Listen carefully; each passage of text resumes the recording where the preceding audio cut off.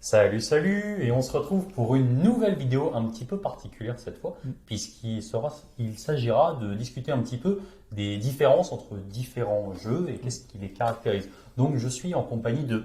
Thibaut, alors moi je m'appelle Thibaut, je suis joueur Warhammer Battle depuis à peu près 15 ans. J'ai commencé quand j'avais 14 ans. Et ensuite je suis passé à 9e âge à la sortie d'AOS. J'ai pas enchaîné sur AOS parce que clairement la première version ne correspondait pas du tout. Il y avait quelques petites, pas mal de règles qui me sortaient un petit peu de ce que je connaissais. Il n'y avait pas de points. Voilà, c'est ça. Et je fais beaucoup de compétitions, pas beaucoup de hobbies. Je fais beaucoup de compétitions depuis à peu près une dizaine d'années. Pour cibler un dessus, j'ai été capitaine de l'équipe de France TC en 2016. J'ai fait Du 9e âge. en 9e âge. J'étais aussi à l'ETC Warhammer Battle à l'époque en 2013. Et depuis, je fais l'ETC soit avec la France, soit avec des pays étrangers en tant que mercenaire, notamment le Mexique, l'Irlande, etc. Pour la bière, bien sûr. Exactement. Et maintenant, il y a à peu près 6 mois, un an, avec tes vidéos, les vidéos avec Pride, etc., qui est un ami, j'ai vu que AOS avait beaucoup changé, qu'il avait pris vachement d'ampleur, que ce soit en tactique ou en jeu, en armée, etc. Et clairement, j'ai voulu voir un peu ce que ça donnait, surtout côté évidemment compétition, pour rejoindre un peu ce que je faisais. Pour changer. Voilà, faut rester dedans. Et du coup, j'ai voulu explorer ça, et du coup, c'est là où on a commencé à discuter, où on s'est croisés la première fois. À la Wag Taverne, c'est ça. Donc on s'est croisés à la Feu Wag Taverne dans le sous-sol de la troisième table, je dirais. C'est ça. Où tu étais en train de jouer une pauvre armée sylvanette en train de te Ouais, faire c'est rouler exactement. dessus. Ouais, c'était la première armée que j'avais racheté, parce que comme je l'ai dit, je suis pas modéliste, du coup, c'est plutôt des rachats d'armées que je fais. Et je testais contre mon pote Gus. On faisait la première partie, et toi, t'es venu me voir un peu, machin, et puis tu t'es dit, ah, c'est toi, ce que hier, moi, j'étais là, trop bien, le mec qui fait des parties. Et voilà, c'est les grands connaisseurs du jeu, quoi. Et du coup, on a discuté un peu, tu m'as demandé ce que je faisais. Voilà. C'est ça, ouais, parce que j'étais un petit peu curieux, forcément. Moi, ça fait pas super longtemps que je suis dans le hobby, mine de rien, puisque j'ai dû m'y mettre, en tout cas sur la partie jeu, quelque chose comme février 2019. Donc, j'ai pas toute l'antériorité de Battle, etc. Parce que moi aussi, quand j'étais ado, je faisais que peindre. Donc, je jouais absolument pas. Et donc, c'est vrai que j'ai toujours été un petit peu curieux de savoir, voilà, c'était quoi Battle, c'était quoi 9e âge dont on entendait beaucoup parler depuis quelques temps, etc. Et donc, on en est venu un petit peu tous les deux à l'idée de se dire que ça pourrait être sympa de faire une petite vidéo un petit peu donc sans jugement de valeur, mais vraiment comparative de ce qu'on appréciait, de moi ce que je ne connaissais pas, en tout cas dans 9e âge et d'autres wargames tout simplement. Et donc voilà, donc on s'est dit que ça serait l'idée de se faire une petite vidéo, on va dire de présentation plus comparative des deux jeux. Donc on a commencé par une première partie où on va vraiment regarder vraiment l'aspect sur table, donc c'est-à-dire regarder le déroulement d'un tour typique sur chacun des deux jeux, voir ce que ça impliquait en termes d'appréhension du jeu, de prise en main du jeu, de complexité, etc. Donc, pour vous faire un peu le topo, j'ai eu le droit à ma petite partie d'initiation pour faire au moins semblant de savoir de quoi je parlais. Ouais, on s'est dit tous les deux que c'était quand même beaucoup plus compliqué parce qu'il y a quand même pas mal de changements et des mécaniques qui sont dans un jeu qui ne sont pas dans l'autre. Et du coup, on s'est fait une petite partie à peu près moitié du format compétitif de 9e âge. Je t'ai roulé dessus d'ailleurs. Tu m'as défoncé. C'était une boucherie. Et du coup, on a essayé de voir différentes choses. Et même, on n'a pas pu parcourir toutes les règles parce que vraiment, c'était long. Mais c'était juste pour que tu puisses voir. Et du coup, après, on a fait, alors, entre guillemets, entre comparatif et vraiment partage des deux côtés. Ce qui est riche chez l'un, ce qui l'est aussi chez l'autre. Des fois, en fait, c'est même la même richesse, mais à des moments différents dans le tour, entre guillemets. Voilà, l'idée, c'est vraiment de voir ce que ça implique dans le jeu. Et donc voilà, donc on va vous faire une première partie sur ça. Dans un second temps, on abordera des questions, alors pas vraiment des questions, mais des sujets un petit peu tabous, des choses comme le double tour, etc., qui font certainement un peu peur, qui moi m'ont pas fait peur parce que je connaissais rien d'autre en fait avant. Ouais, donc voilà, c'est des mécaniques un peu particulières. Et ensuite sur toute une série de questions que toi tu as pu récolter auprès de personnes de la communauté que tu connais. Ouais, absolument. En gros, moi j'ai une page Facebook qui, je fais ma pub, c'est le moment, mais en gros, où je filme je filme mes parties en tournoi, et du coup j'ai une toute petite communauté avec qui j'ai pu poser des questions. Aussi à d'autres collègues de différents clubs en France qui sont exclusivement 9e âge pour le coup. Et du coup, je leur ai posé, qu'est-ce que vous pensez d'AOS aujourd'hui? Et qu'est-ce que vous savez de ce jeu-là aussi? Parce que finalement, on s'est rendu compte avec Sam qu'il y avait beaucoup de gens qui savaient pas grand-chose et qu'il y avait beaucoup d'anciens a priori du tout début d'AOS qui ont beaucoup changé. Et du coup, on a essayé de récolter les questions les plus intéressantes et qui seront viables, je pense, et pour les joueurs AOS de leur côté, pour voir aussi ce qu'on pense de leur jeu de l'extérieur, etc. Et puis pour tous les joueurs 9e âge, même d'autres jeux qui se posent des questions sur bah tiens, j'ai joué à Battle, j'ai une armée dans mon garage, même aujourd'hui je joue à SDA ou à machin, comment est-ce que je fais si j'ai envie de me mettre C'est ça. à AOS, avec en plus toutes les vidéos qu'on voit en ce moment, je pense que ça donne vachement envie à plein de gens, au Ouais. moins d'essayer et de voir un peu, et du coup c'est vraiment le but de cette vidéo-là, pour bah, forcément des joueurs Warhammer, mais peut-être aussi d'anciens joueurs Warhammer, ou même d'autres jeux, qui ont des socles carrés, qui ont des trucs, et qui veulent bah, franchir un peu le pas, quoi. Exactement. Donc voilà, donc 3 parties. Première, petit comparatif sur table. Deuxième, petit débat sur quelques sujets sympathiques. Et enfin, la FAQ. Alors, est-ce que tu peux nous expliquer un petit peu, Thibaut, comment se passe le début d'un tour à 9e âge? Bien sûr, alors le tour au 9e âge commence par la déclaration des charges. Ce qu'on fait, c'est qu'on commence par vérifier l'angle de vue des unités qui regardent devant elles à 90. Donc on a en général les socles qui nous aiguillent. Ensuite, on regarde les unités qu'on voit. Ici, par exemple, les gardes du chaos voient les Ferox. Je peux utiliser 2d6 plus mon mouvement pour essayer de les atteindre. Ici, la charge est réussie. On a le droit d'avancer en ayant une seule roue à 90, donc c'est quand même un mouvement qui est assez contrôlé. Et par exemple, ça va me permettre de toucher en maximisant le nombre de figurines qui doivent combattre. Je peux charger avec plusieurs unités sur une seule figurine. Dans ces cas-là, je vais essayer de faire le maximum pour mettre de la place pour tout le monde. Et point d'ailleurs qui m'a beaucoup perturbé en tant que joueur AOS, c'est de commencer vraiment par la phase de charge. Parce qu'en fait, ça ne permet absolument pas de se placer avant. Et en plus, comme on est sur un jeu où c'est l'adversaire qui aura toujours joué juste avant nous, mais en fait, on peut assez facilement se faire bloquer par certaines unités, comme on voit d'ailleurs ton petit loup là-bas. Absolument, c'est pour ça comme on a un jeu qui est vraiment alterné tour par tour et qu'on n'a pas de possibilité de Double tour. possibilité de double tour, on peut bloquer les unités le tour adverse. Par exemple ici en mettant un chien, comme je l'ai dit tout à l'heure, on a un mouvement tout droit avec une roue de 90. On voit ici que mon unité peut pas passer sans percuter le loup. Donc si je veux déclarer une charge, je ne peux que déclarer sur le chien pour essayer de le tuer. Et ensuite, je serai là, mais par contre, c'est mon adversaire qui aura l'initiative de la charge. C'est ça, parce que aussi petite règle à préciser, c'est qu'on n'a pas cette notion de 3 pouces d'engagement qu'on retrouve sur AOS, et donc en fait on peut vraiment se mettre très près d'une unité Ouais, absolument. et l'empêcher de faire ces mouvements de rotation. Exactement, on doit respecter seulement un pas d'écart avec les unités ennemies quand on finit son mouvement, donc on peut vraiment passer juste à côté, et si on veut l'empêcher, il faut simplement se mettre devant en regardant les roues avec son adversaire pour vraiment voir qu'il ne peut pas passer. Est-ce que tu peux nous présenter un petit peu la deuxième phase de jeu à 9e âge? Absolument. Alors, deuxième phase de jeu, c'est une phase de mouvement. On va bouger unité par unité. Les unités ont un mouvement qui est beaucoup moins libre qu'à AOS, puisqu'elles sont restreintes par leur socle, on va pouvoir manœuvrer avec une unité comme ça, en prenant en compte les roues. On va pouvoir utiliser des formations tactiques, c'est-à-dire pouvoir bouger, se reformer, avancer de cette manière-là. Mais on reste un peu un carré qui bouge et qui se déplace de manière assez restreinte. On appelle une liberté. Cette liberté, on va la retrouver avec des figurines individuelles qui, elles, vont se déplacer vraiment comme AOS, c'est-à-dire qu'on va pouvoir bouger à 360 dans tous les sens, mais on gardera quand même ce système d'angle de vue où la figurine ne verra que devant elle, juste ici. C'est ça. Et donc ça fait partie des grands changements dans la petite partie qu'on a faite justement pour que j'ai un petit peu une vision un petit peu plus globale du jeu.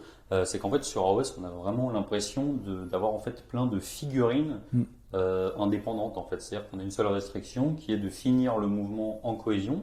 Mais en fait on est assez libre, on a une vision à 360 et ça permet aussi d'avoir comme on appelle ça, des abus de jeu ou quoi, comme des notions de cordon, etc., qui n'ont pas vraiment d'équivalent propre à 9e âge. Non, on va avoir plus de liberté. On va avoir plus de liberté à OS. On est vraiment beaucoup plus libre aussi en termes de créativité, d'imagination, sur les formations des unités, etc. Ici, les seules choses qu'on va pouvoir faire, c'est modifier le nombre de rangs, modifier la manière dont l'unité se déplace, la formation qu'elle a. Il y a un côté un petit peu plus, je dirais, militaire, classique, et vraiment jeu de petits soldats en plomb, comme à l'époque, quand on a des régiments qui bougent vraiment individuellement avec une certaine formation, un côté coordonné. Et qui a un aspect sur le champ de bataille un peu plus organisé aussi que peut avoir AOS. Voilà. Alors on va passer maintenant à la troisième phase dans 9e âge, qui est en fait la première phase dans AOS, qui est la phase de magie, que j'aime particulièrement. Alors on va faire une petite mise au point sur ce qu'est la phase de magie, même plutôt la phase de héros à AOS. Donc en fait la phase de héros, c'est celle où on va déclencher la plupart des aptitudes génériques, et en plus où nos sorciers vont pouvoir lancer leurs sorts. Alors sur AOS, ce qui est important, c'est que chaque sorcier amène les sorts qu'il connaît et de manière générale, il peut lancer tous ses sorts indépendamment. C'est-à-dire qu'on ait un sorcier seul ou qu'on en ait 3, ils vont tous être dans la capacité de lancer leur sort. Et ça, de ce que j'ai vu en tout cas sur la petite partie qu'on avait faite ensemble, où j'avais un seul sorcier, je ne m'étais pas rendu compte de ces petits détails. Mais c'est quelque chose qui change beaucoup par rapport à 9e âge. Alors pourquoi je dis ça? C'est parce que sur AOS, globalement, si on a un sorcier de niveau 1, de niveau 2 ou 3, il va lancer toujours le maximum de sorts qu'il est en mesure de lancer, indépendamment de ce qui se passe autour de lui en fait. Et c'est une grande différence par rapport à 9e âge. En fait, au 9e âge, on est limité par des cartes de magie. Les cartes de magie, elles ressemblent à ça. C'est une carte, on va avoir un nombre de dés, avec un nombre de dés de pouvoir, ensuite comme une mécanique qui permet de rajouter des dés. Et on est de toute façon limité par le nombre de dés qu'on va avoir. Donc si on peut en avoir 5, on peut en avoir 7.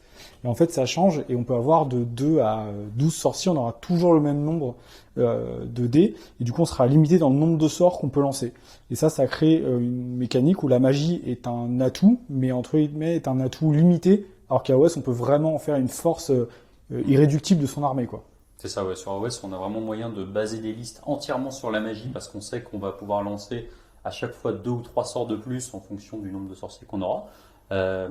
Et c'est vrai que sur ce qu'on a vu, alors pour le coup, moi il y a un système que j'ai bien aimé, c'est le système de dissipation où on va un petit peu, je vais pas dire miser des dés qu'on va pouvoir opposer à du casting de sorts, et qui a la particularité de ne pas être dépendant du fait d'avoir de sorciers. Tout à fait. À 9e âge, on considère que une armée a une certaine résistance à la magie de base et on va mieux dissiper si effectivement on a des sorciers sur la table. Mais par contre, on peut aussi dissiper si on a décidé de jouer sans magie. Voilà, donc on n'est pas complètement démuni face à ce genre d'armée qui pourrait être vraiment très forte en magie. C'est ça. Et donc en fait, du coup, la grande différence que je vois dans cette phase, alors sur la phase elle-même, il y en a plusieurs, c'est que vraiment sur AOS, quand on prend un sorcier, on est sûr d'utiliser ce pour quoi on l'a pris, alors que de ce que j'ai cru comprendre sur 9e âge, on va un peu acheter de la polyvalence via un domaine de magie et un ensemble de sorts qui va être apporté, mais qu'au final on n'utilisera pas tout le temps, quoi. Ouais, on peut avoir des sorts qui vont servir parce qu'on sélectionne ces sorts en début de partie, contrairement à AOS où ils sont inscrits sur la liste d'armées. Donc entre guillemets sur AOS, on va peut-être prendre un plus grand panel de sorts et un plus grand panel de sorciers justement pour pouvoir répondre à des situations. Alors qu'un sorcier à 9e âge va pouvoir dire bah tiens, je vais jouer contre tel type d'adversaire, je vais plutôt choisir ce sort-là plutôt qu'un autre. Et du coup, ça nous permet d'être un peu plus réactif, mais par contre, on sera moins puissant parce que de toute façon, on ne pourra pas lancer tous ces sorts, même si on en prend 4 intéressants, on pourra quasiment jamais avoir les 4 dans le même tour. Et à l'inverse, quand il y a des sorts qu'on veut vraiment passer, on peut investir plus de dés au lancement pour s'assurer ou pour maximiser ses chances de réussite, chose qu'on ne peut pas faire à AOS. Ouais, en gros, on peut doser la puissance à 9e âge, donc il y a un vrai choix qui comporte aussi des risques, ce qu'il n'y a pas à AOS. Entre guillemets, les sorciers à AOS jettent des dés, et même s'ils font des énormes résultats avec les plus 3, plus 4 qu'on peut connaître, et ben on peut toujours se faire dissiper à 9e âge, et en plus, on peut doser cette puissance pour essayer de forcer des fois la dissipation ennemie, ou pour tenter des fois une dissipation pour user les dés de l'adversaire. Donc il y a une vraie petite stratégie et un petit duel un petit peu entre les deux joueurs à ce niveau-là. Ça, j'avoue que la partie, on va dire, mise du nombre de dés pour les castes et les dispels, c'est un truc que je trouvais archi intéressant. Par contre, de ce que j'ai pu voir, on n'est pas forcément dans la capacité d'avoir des listes qui vont vraiment miser une grande partie de leur force de frappe sur de la magie, ou des listes où on va démultiplier les sorciers avec des croix, des stuns ou des choses comme ça. À partir du moment où on est déjà limité par un pool de dés de lancement qui en plus est dépendant du tour et de ce qu'on tire, on ne peut pas baser complètement son impact et sa force de frappe là-dessus. Non, ça n'existe pas, les armées vraiment full magie. Elles peuvent exister, mais elles n'ont pas de sens, ou en tout cas, elles ne servent pas à grand-chose. On va avoir 12 sorts, mais on peut en lancer que 3 ou 4 dans le tour. Donc c'est vraiment l'investissement perdu. Et surtout, c'est le fait que on a une magie, c'est la grande différence qu'on a vue tous les deux, c'est que nous, on a une magie qu'on fait après avoir bougé, et du coup, on a cette capacité à se projeter quand même beaucoup plus loin sur la table et à atteindre certaines cibles et à plus facilement se protéger, parce qu'on n'a pas de double tour à gérer. Et toi, justement, on disait, ah ouais, il y a un côté un peu plus tactique, parce que tu prévois ta magie même pour le tour d'après. C'est ça, c'est qu'en fait, ça vient du fait qu'on fasse sa phase de héros avant la phase de mouvement, qui en fait ne te permet pas de te replacer, qui en plus permet à l'adversaire qui aura joué une fois potentiellement entre les deux tours de se replacer ou de se mettre hors de distance beaucoup plus facilement, puisqu'on n'a pas de mouvement entre les deux. Donc ouais, c'est vrai que c'est peut-être une magie qui est un petit peu plus pénible à utiliser, mais qui en tout cas s'avère potentiellement beaucoup plus létale, parce que on peut facilement faire sauter des hordes et infliger énormément de dégâts. Autre chose qui m'a, moi, particulièrement fait tilter. C'est vrai qu'à OS, la magie, ça veut dire blessure mortelle. Ça veut dire, c'est pas des touches, ça veut dire que, sauf à avoir des feel no pain vraiment costauds, on se les prend et c'est des unités qui sautent. Nous, ça va ressembler un petit peu plus entre guillemets, une phase de tir, c'est-à-dire que ça va être des blessures qu'on va rajouter. Il faut prendre la phase de magie exactement comme une phase de tir en termes de dégâts. Par contre, on a aussi une magie qui est très orientée sur les bonus au corps à corps, ou les malus sur l'ennemi, ou les malus sur le mouvement, ce genre de choses, ou pour bouger des unités, les téléporter, ce genre de choses. Mais c'est clairement une mécanique qui est moins violente, et en plus, on n'a pas tout ce qui est mécanique très intéressante sur AOS, tout ce qui est endless spell, où on a ce côté la magie qui rentre sur le champ de bataille, qui est, pour moi, qui ai découvert AOS, vraiment un gros plaisir de jeu, parce qu'on voit ces spells impactants, qui sont en plus en général assez forts, qui ont en plus ce côté d'être bloquant, de pouvoir jouer sur la stratégie du mouvement. Et ça, c'est quelque chose où vraiment la magie à 9e âge est vraiment plus, je dirais, moins impactante et plus petite. Voilà.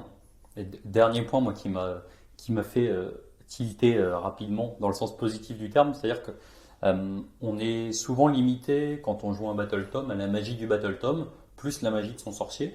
Et donc toi tu m'expliquais un petit peu quelque chose qui pourrait s'apparenter à, on va dire, la possibilité de prendre des sorts persistants génériques, mais là pour des sorts normaux, puisqu'on a des domaines de magie dans lesquels les sorciers de factions différentes potentiellement peuvent aller chercher. Ouais, on retrouve les 8 domaines de magie qui ont été créés par Teclis, qui ont été enseignés aux humains. Et en fait, tu vas acheter des luminettes, toi. Sûrement. Mais il y a le côté où, entre guillemets, les sorciers vont pouvoir tous piocher dans ces sorts génériques. Donc il y a un petit peu moins de personnalisation, parce que du coup, on n'a pas le domaine de son Battle Tome, on a juste un sort qui est propre à son armée, qu'on peut remplacer. Mais sinon, on a accès à des Battle Tomes génériques qu'on connaît dans tous les jeux d'Heroic Fantasy, le feu, la nature, la mort, etc., etc. Et ça permet aussi d'avoir peut-être un équilibre un petit peu plus simple, parce que en fait, tout le monde va chercher dans un pool commun de base, même si on peut avoir des spécificités derrière.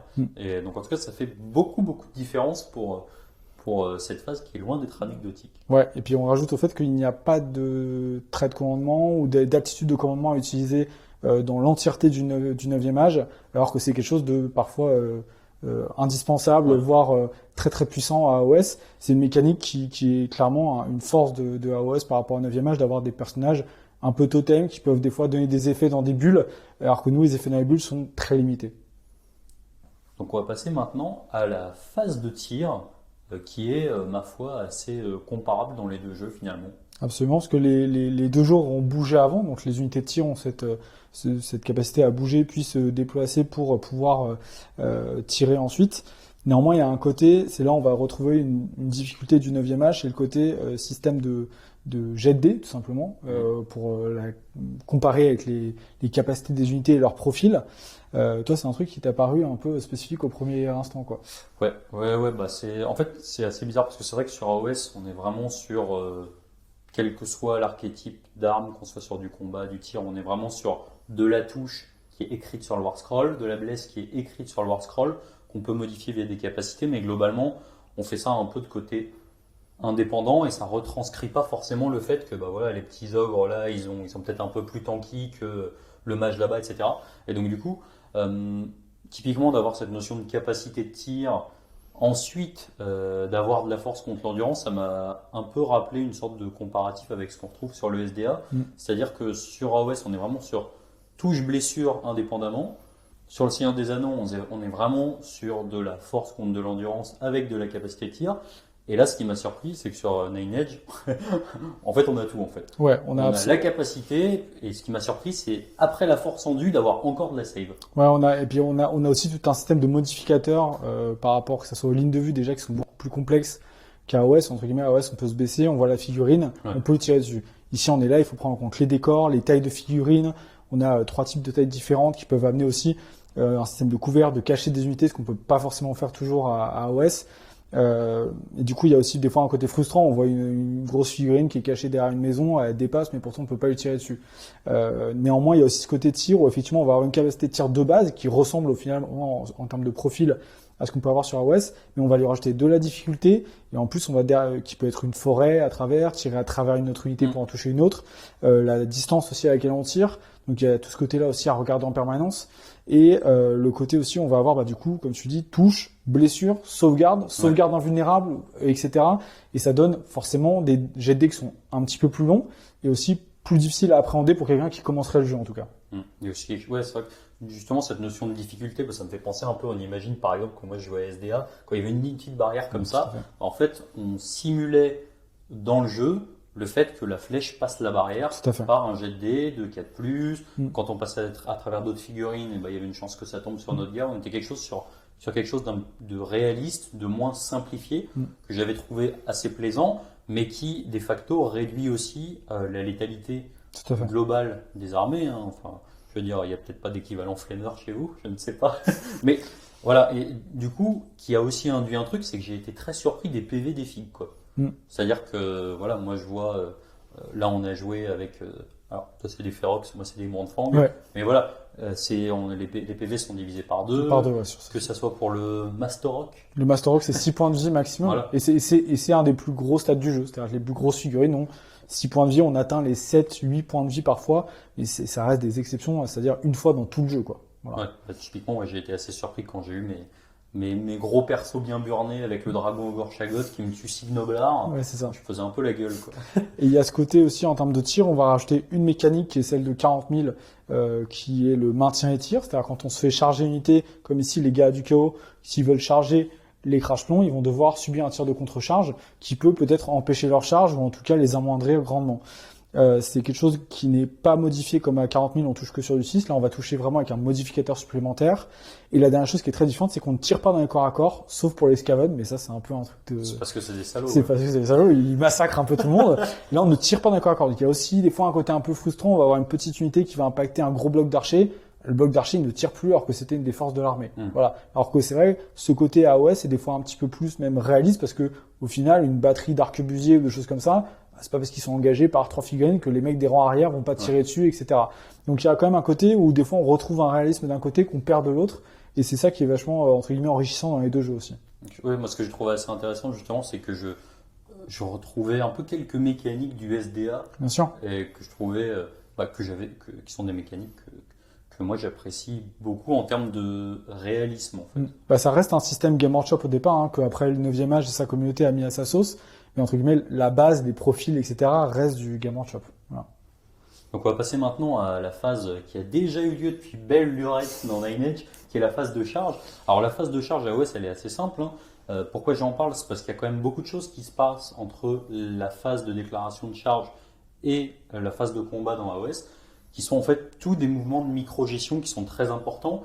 Donc qu'est-ce qui se passe à AOS? C'est assez simple. On a des zones d'interdiction, on va dire, qui sont à 3 pouces autour des figurines. Typiquement, si on est autour de Nurgle, on va pas avoir le droit de rentrer dans les 3 pouces de ces figurines avant la phase de charge, ou via un peel-in en phase de combat. Donc en fait, c'est très simple, on va jeter 2 dés. Si je fais pas 2, c'est parfait. Voilà, je fais 4. Donc on est sur une charge qui est assez réussie. Donc en fait, on va déplacer toutes nos figurines comme on veut de 4 pouces, avec la seule restriction qu'elles doivent finir toutes. Bon, là, on le fait rapidement, mais à 1 pouce les unes des autres.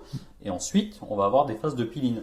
Chose intéressante, c'est que si j'étais pas mauvais et si j'avais pas fait 4, on a des mécaniques qui sont un petit peu propres qu'on peut faire, c'est-à-dire typiquement bloquer des figurines adverses, que ça soit à la phase de charge ou au début de la phase de combat où on active, enfin pas le début de phase de combat, la phase d'activation où on va activer nos figurines.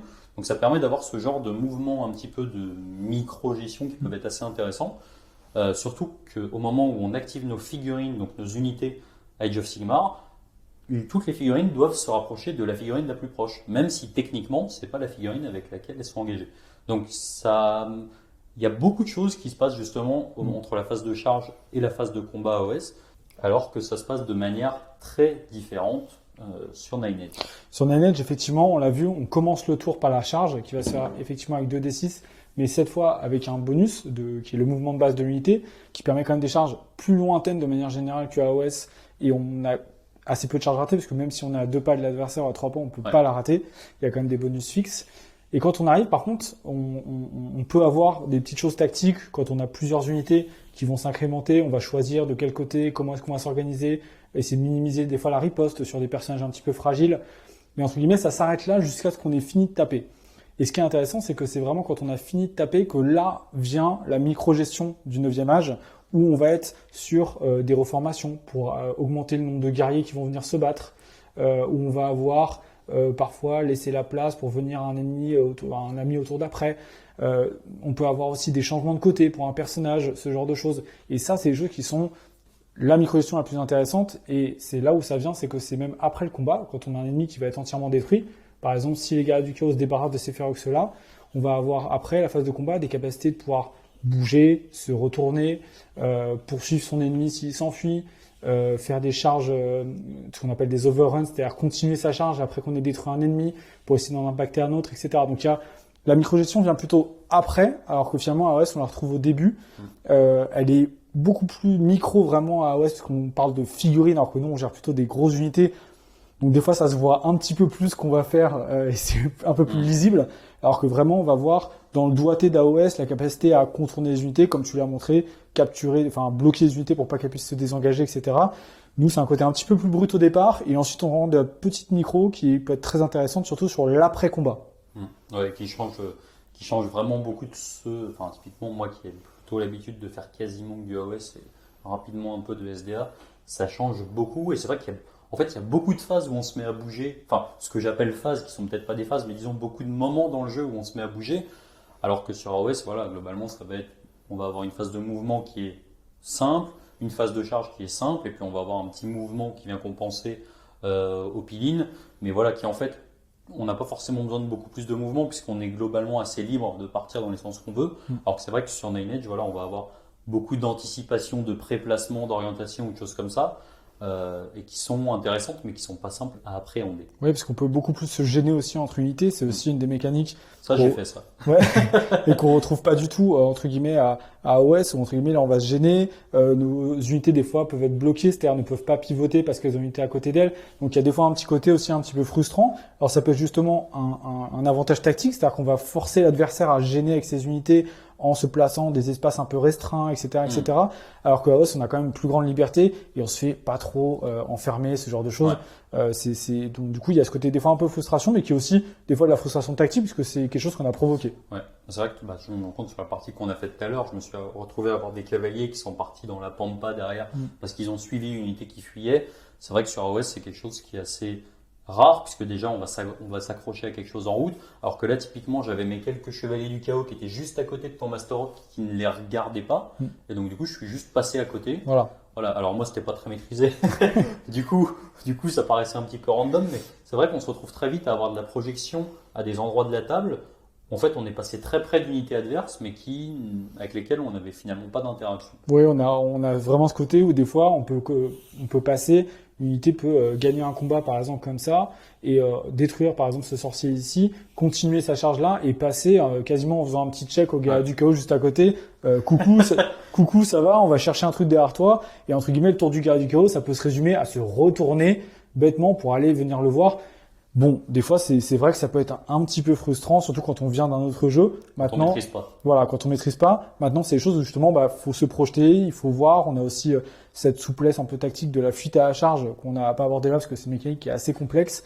Mais on a des réactions aux charges qui sont un petit peu plus multiples, qui nous permettent de contrebalancer cette rigueur un peu qu'il y a autour des unités 9e âge, mais qui est aussi intéressante.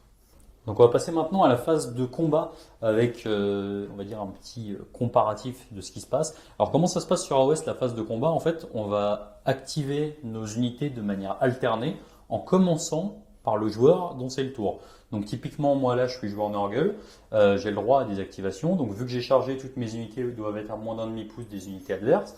Et maintenant, je vais choisir de les activer.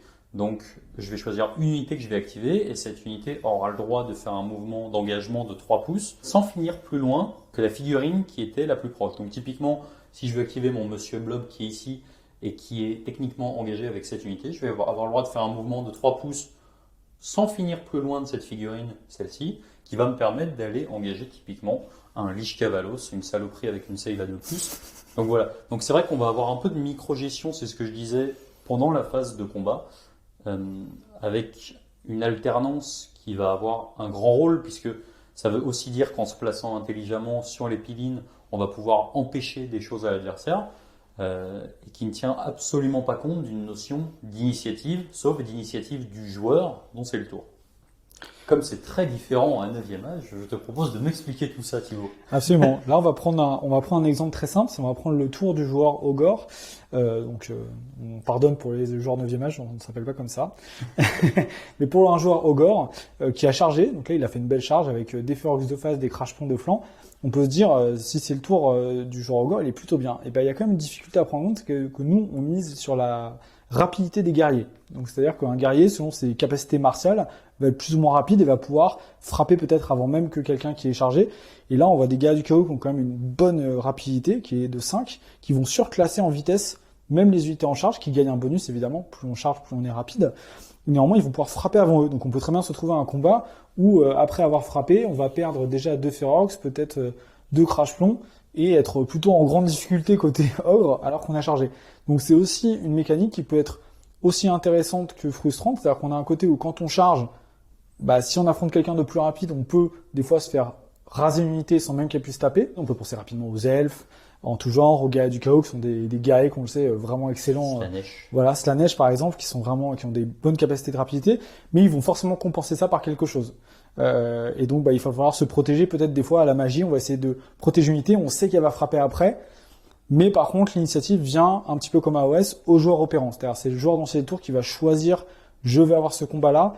Et les combats, en ce côté, on l'a vu, une certaine incidence, des unités qui vont fuir, on va pouvoir poursuivre, on va pouvoir faire peut-être plusieurs combats avec la même unité au même tour. Un petit peu ce qu'on peut retrouver des mécaniques de double piline sur certaines unités AOS qui vont pouvoir enchaîner les combats en faisant des pilines. Nous, on a même un peu plus, on peut quasiment aller à déclarer des nouvelles charges jusqu'à 12 pas après les combats, ce qui donne une très grosse portée. Donc, il faut vraiment analyser le combat dans son ensemble et toutes les unités autour. Voilà. Aussi pour la gestion de la panique dont on va parler juste après et des unités en fuite. Donc, ce côté, des fois, qu'il faut être pris en compte, c'est vraiment l'initiative des guerriers qui a une grosse capacité sur leur profil, qui est vraiment intéressante pour les combats. Et du coup, on va essayer des fois de prendre de flanc, prendre de dos pour des fois limiter la force de frappe de guerriers plus rapides et essayer de compenser là-dessus. Voilà. Et moi, une chose qui m'a beaucoup étonné, c'est que, hormis le fait d'avoir des initiatives par unité, on a même des initiatives typiquement sur des unités montées. Par profil, qu'on peut ouais. avoir j'ai attaqué avec mon char tout à l'heure. J'ai eu les chevaliers du chaos dessus qui ont tapé en premier et qui se sont pris une riposte avant que la monture tape.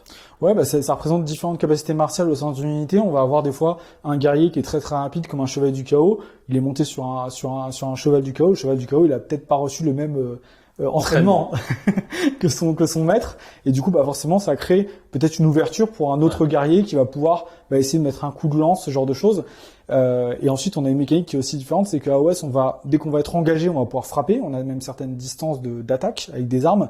Ici, nous, on est quand même assez limité, parce qu'on va voir sur ce paquet de guerriers du chaos, on va avoir les 2 premiers rangs qui vont frapper, ainsi que les figurines qui sont là engagées de flanc. Par contre, on va quand même avoir quasiment la moitié de l'unité qui va pas pouvoir taper, parce qu'on suit certaines restrictions là-dessus. Et en fait, les guerriers vont mourir à une certaine initiative, à être remplacés par d'autres au fur et à mesure que l'initiative avance. Donc, on part de 10, qui est la meilleure initiative du jeu, on descend jusqu'à 0 pour ceux qui ont des armes lourdes, par exemple.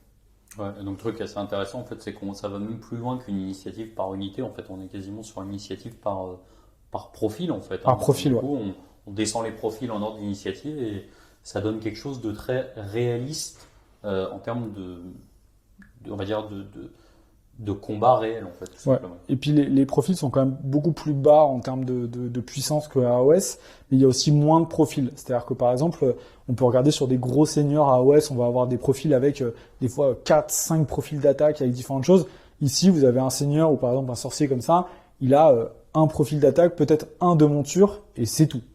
Voilà, il n'y a jamais 2 armes, même s'il a 2 armes magiques, on va combiner ça en un seul profil. Donc on a quand même des personnages moins puissants et les corps à corps sont un petit peu plus serrés. On en a fait quelques-uns tous les deux. Ouais. On s'est retrouvé vite avec 5 morts d'un côté, 4 de l'autre, voire des fois 1 et 2 de chaque côté. J'ai dit, mon chagot, il a tué 6 gnoblards voilà. Au fond du trou. Quoi. Bon, c'est moins, alors on peut retrouver des figurines comme ça qui vont avoir des dégâts flats 5, 6 AOS et qui vont des fois, alors, il y a ce côté impressionnant et jouissif aussi du combat où le gros seigneur, Archaon, etc., il va tuer 20, 25 figurines. Voilà. Sur un craquage, justement, les craquages sont encore plus létales parce que une attaque à 5 dégâts qui passe, ça peut faire un petit héros à pied ou un petit paquet de mecs à pied. C'est ça. Alors que nous, c'est beaucoup moins létal, justement, des combats un petit peu plus serrés, sur lesquels il faut peut-être un petit peu plus anticiper et préparer des choses, des sorts, amoindrir les unités au tir, etc., etc. Donc on va passer maintenant à la suite de la phase de combat qui est la phase de déroute. Alors on va pas rentrer exactement dans toute la complexité des règles AOS puisque techniquement chaque phase se découpe elle-même en 3 parties. Là on va essayer vraiment de poser un petit peu, faire un topo global sur le truc et vraiment donner une idée un petit peu des différences. En tout cas de moi ce qui m'a surpris quand j'ai commencé à pratiquer Nine Edge très modestement. Donc là, on est dans une situation, alors vous savez tous les Mortex, ça meurt jamais. Par contre, ils sont tombés sur des petits porte-pestes. Donc en fait, comment ça se passe la déroute dans AOS? C'est tout simple. On a une bravoure de Warscroll avec des modificateurs de +1 par tranche de 10 figurines dans l'unité. Donc là, on va supposer que j'ai commencé avec une unité de 10 figurines et j'en ai perdu 8. Donc en fait, c'est très simple. On va ajouter le nombre de figurines que j'ai perdu à un des 6. On va soustraire la valeur de bravoure de l'unité à ça, et la différence sera le nombre de figurines qui vont fuir.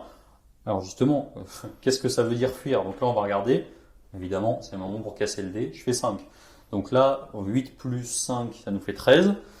Donc je vais perdre 3 figurines supplémentaires. Donc mes 2 porte-pestes, on dit qu'ils vont fuir, mais en fait, ils vont vraiment fuir, c'est-à-dire qu'ils vont carrément mourir. À l'inverse de 9e âge, où quand j'ai eu mes unités qui fuyaient, j'étais assez surpris. Et donc du coup, ça va nous permettre d'enchaîner sur la notion de fuite justement au 9e âge. Alors la fuite au 9e âge, on va vraiment essayer de la simplifier et juste donner les bases pour que vous puissiez comprendre la différence. Comme on l'a vu à OS, quand les guerriers fuient à cause de leur bravoure, on considère qu'ils sont automatiquement morts. Nous, on va dire qu'il leur reste une petite chance, c'est-à-dire qu'ils s'enfuient, mais ils restent en fuite sur le champ de bataille. Encore une fois, on va prendre l'exemple de ce combat-là. On va avoir les Ferox qui vont combattre contre les guerriers. Les Ferox vont perdre. Ils ont perdu 2 des leurs durant le combat. Ensuite, le guerrier suivant va devoir réussir un test de morale. C'est l'équivalent d'un test de bravoure à AOS qui subit des malus par rapport aux pertes qu'ils ont pris. S'il rate ce test, il va tout simplement se tourner par rapport à son ennemi et s'enfuir du champ de bataille. Il aura des chances de revenir via des tests de bravoure qui peuvent aussi avoir des malus. Et durant un combat, les unités peuvent essayer de poursuivre pour essayer de rattraper et détruire leur ennemi ou tout simplement de rester sur place et de faire les manœuvres tactiques dont on a parlé juste avant. Mais cette fuite, elle peut aussi arriver à d'autres moments, comme d'ailleurs elle est provoquée à d'autres moments dans AOS. Il y a le côté je perds des unités au tir et donc ensuite je vais peut-être faire un test de panique et me mettre en statut de fuite avant même les combats. Ou alors je peux fuir aussi des sources de terreur. Par exemple, on l'a vu tout à l'heure, des gros monstres quand ils chargent, ils vont causer à des petits gnoblards un peu d'avoir un petit peu peur et de peut-être s'enfuir. Ça va empêcher les charges parfois. Ouais, ça peut empêcher les charges. Tu pas dit au hasard. On peut aussi s'enfuir volontairement. C'est-à-dire que, imaginons ici, mon énorme bloc de guerrier veut essayer de déclarer une charge sur le Ferox. Le Ferox va dire, ah non, moi je tiendrai pas là-dessus, je vais tout de suite m'en aller et essayer de me sauver et de faire rater la charge au guerrier. Voilà, donc il y a ce côté où la phase de fuite, c'est une phase à gestion, vraiment, où on peut provoquer la fuite de ces guerriers, on peut essayer de l'empêcher, et on peut essayer de sauver. Alors évidemment, s'ils touchent les bords de table, ils finissent par être détruits, mais on essaie d'éviter. Donc après cette petite présentation sur table, on va passer aux différentes interrogations, petits sujets tabous, etc. Donc je pense qu'on va commencer par la première source d'appréhension des joueurs qui ne jouent pas à OS, et quasiment quel que soit le jeu, c'est le double tour. Alors le double tour, un peu, on va placer le contexte. Qu'est-ce que c'est? C'est juste qu'en fait le principe d'initiative dans AOS, c'est-à-dire qui joue en premier le tour, donc le round, pardon, qui jouera son tour en premier dans le round, est très important. Pourquoi? Parce que comme on l'a dit, les phases de tir et de magie sont extrêmement létales. Du coup, avoir 2 phases de magie d'affilée ou 2 phases de tir d'affilée, ça peut être très violent. Alors moi, de mon point de vue, j'avoue que en fait, j'avais pas forcément de référence avant. D'autres jeux, etc. Donc c'est pas forcément un truc qui m'a choqué. Par contre, c'est un truc qui décidait, on va dire, sur mes 2-3 premiers mois de jeu. C'est-à-dire que c'est ce qui décidait l'orientation de quasiment toutes les parties, puisqu'en fait, on n'arrive pas à l'appréhender. Et donc en fait, soit on a le double tour et ça se passe très bien, soit on l'a pas et ça devient extrêmement punitif. Et je pense que c'est une mécanique qui nous force un petit peu à jouer très sûr, à faire très attention. Et donc voilà, au final, je le vois plutôt comme quelque chose d'assez stratégiquement intéressant, qui donne, voilà, c'est-à-dire qu'au moment où on fait les actions, on ne sait pas exactement quelle sera l'étendue des possibles de l'adversaire. Du coup, est-ce que toi, tu as un petit avis par rapport à ça? Parce que j'imagine que ça doit être un vrai frein pour la plupart des joueurs. Alors, c'était assez compliqué quand j'ai commencé, sincèrement. J'avais l'impression, je pense, comme beaucoup de joueurs, de perdre toutes mes parties à cause de double tour. Et surtout parce que quand on commence, il doit y avoir un syndrome, mais on n'a jamais de double tour. Quand on commence à jouer à AOS, on fait que en prendre et on se dit, mais comment je pouvais contrer ça? C'est pas possible. Effectivement, comme c'est un jeu qui est plus létal, c'est-à-dire qu'on a vraiment, quand on le veut, des très grosses forces de frappe, avec des combinaisons d'unités, beaucoup de synergie, etc. C'est très fatal quand on ne le prend pas en compte. Et comme tu l'as dit, il y a deux côtés. C'est qu'on a un côté où on va du coup, en prévision, être beaucoup plus défensif. Et il y a aussi un côté où des fois, on va essayer de se dire, bah, je vais être très offensif. Et si en plus, je suis servi par un double tour, je vais pouvoir peut-être renverser une vapeur, renverser un scénario, renverser un match-up qui était défavorable. Et ça, c'est un côté qui est assez intéressant dans la recherche, qui peut créer, je pense, sur certaines games, ça créera toujours des fois des petites frustrations. On se dit, s'il y avait eu de l'alterné pendant toute la partie, ça aurait peut-être plu. Alors, ça peut rendre des games aussi un petit peu plus rapides. Des fois, le jeu peut être plus rapide à cause de ça, parce que du coup, on peut perdre beaucoup de ressources très très vite, mais en reprendre exactement, parce qu'on est sur des jeux plus létals. J'avais connu ça aussi un petit peu à War Machine. Il y avait des tours qui faisaient très très très très mal, et ensuite on remettait et chacun se mettait vraiment des très grosses claques. Et c'est un petit peu ça, ouais. On met une très grosse claque même avec un double tour, mais on peut toujours revenir, etc. avec la létalité des unités. Et je pense que ça, c'est un point où voilà, il y a de l'appréhension, mais il faut essayer de passer outre, commencer à essayer de jouer avec. Et puis de temps en temps, ça fera des retournements. Et je trouvais l'explication de Game Workshop pour le double tour que j'ai appris beaucoup plus tard, vachement sympa, c'est le côté aussi aléatoire des batailles, le fait de certains faits stratégiques qui vont entraîner des remue-ménages un peu sur le champ de bataille, des changements imprévus aussi. Et je trouvais que cette explication qui peut paraître un peu facile est finalement assez vraie aussi. Oui, c'est ça en fait. Ce qu'il faut voir, c'est que je pense qu'il ne faut pas s'arrêter aux premières parties où en fait on a vraiment déjà du mal à appréhender le jeu. Et effectivement, ça c'est vraiment la cerise sur le gâteau qui vient nous enterrer. En fait, ça va nous forcer à jouer plus sûr, à moins se donner. Moi, le seul petit côté frustrant que je peux avoir avec le double tour, c'est par moment où on se dit, c'est typiquement le moment où on se dit, si j'ai pas le double tour, j'ai perdu. Et donc on agit comme si on avait le double tour. Donc ça, c'est un bon réflexe puisque on sait que la partie est perdue. Donc on donne tout en misant dessus. Et en fait, le fait de l'avoir ne repose sur aucun mérite autre que j'ai 16% de plus que mon adversaire de l'avoir et donc je vais essayer de jouer en premier. C'est vraiment le seul côté frustrant. Mais c'est quelque chose qui arrive en général assez tard dans la partie et pas sur toutes les parties. Donc je pense que faut pas s'arrêter aux premières parties vis-à-vis de cette mécanique qui peut être très punitive si on la prépare pas. Et ça soulève aussi un autre sujet qui est, je trouve, assez sous-estimé, qui est le nombre de pauses qui nous permet dans AOS, quand on a fini de se déployer en premier, on peut choisir qui a le premier tour. Et qui est une mécanique unique, je crois, dans les jeux de figurines. C'est quasiment pour en connaître quand même beaucoup. 40K, ça n'existe pas. Warhammer Battle, ça n'a jamais existé. Si on regarde Song of Ice and Fire, ça n'existe pas. SDA non plus. Franchement, c'est vraiment une mécanique unique qui est une mécanique stratégique. Donc, dès la construction de liste, en fait. Et qu'en fait, ce qu'il faut bien voir, c'est que si on ne joue pas le premier tour, on a quand même peu de chances de se prendre un double tour rapidement. En tout cas, pas avant le tour 3. Donc, et en général, il faut savoir que sur AOS, les parties, en général, tournent vraiment au tour 3, de manière générale. Donc, ce qui veut dire que déjà, en jouant le tour 1 en deuxième, si on n'est pas contre des armées à énorme projection, on s'offre un double tour potentiel au T2. Ou alors, on peut choisir de ne pas jouer le T2 et donc de retarder éventuellement le fait qu'on se prenne un double tour. Donc, ça rentre vraiment en compte dès la construction de la liste. C'est vrai. Donc ça, je pense que c'est le premier sujet. Et le côté double tour, pour en rajouter, c'est qu'il y a un côté aussi assez valorisant dans certains moments où parfois, en prenant l'initiative, on peut des fois avoir un double tour, on va même pas le prendre en analysant vraiment la situation, comme le fait que des fois, on préfère que son adversaire le prenne et on va se dire je suis revenu d'un double tour, mais qui au final m'a arrangé, parce qu'il y a comme ce côté, parfois, on se lance un peu, on dit j'ai l'initiative, je la prends, tout de suite, je fais un double tour, et en fait, on réfléchit, on se dit mais en fait, j'aurais pas du tout dû faire ça, etc.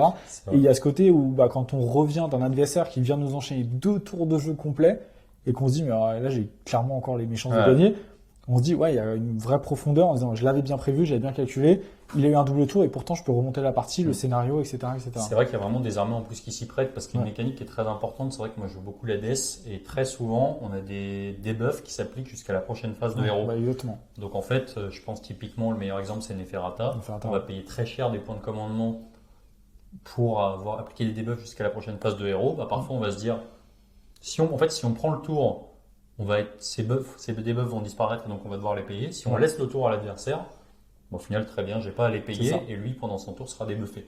Donc, c'est vraiment des choix de mécanique. J'avoue que moi, sur Meeting Engagement, qui est un plus petit format qui a été développé par Games, on marque les objectifs à la fin des rounds de bataille. J'ai trouvé ça aussi assez intéressant. Je pense que c'est quelque chose que j'aimerais bien tester, en tout cas sur AOS, parce que faut pas se mentir, la plupart des armées sont très contentes de prendre le tour quand ils ont l'initiative. C'est sûr. Et je trouve que c'est dommage. Alors, ça peut aussi pousser certaines armées, typiquement type Neferata, à ressortir. Mais voilà. Donc on va passer maintenant au deuxième sujet qui était les scénarios et l'importance que ça a dans les différents jeux. Ouais, moi c'est un sujet qui était vraiment important parce que c'est vraiment ce que je préfère dans les jeux de manière générale, que ce soit 9e âge, AOS, etc. C'est pour ça aussi que je me suis mis à AOS, qui est quand même un jeu 100% scénario, c'est-à-dire qu'on peut raser une armée ennemie et pourtant perdre parce qu'on n'a pas joué le scénario. C'est une mécanique qui est importante à 9e âge, qu'on va en gros sur un tableau de 0 à 20 faire un +3, -3 si on gagne le scénario, donc c'est important, mais c'est pas décisif.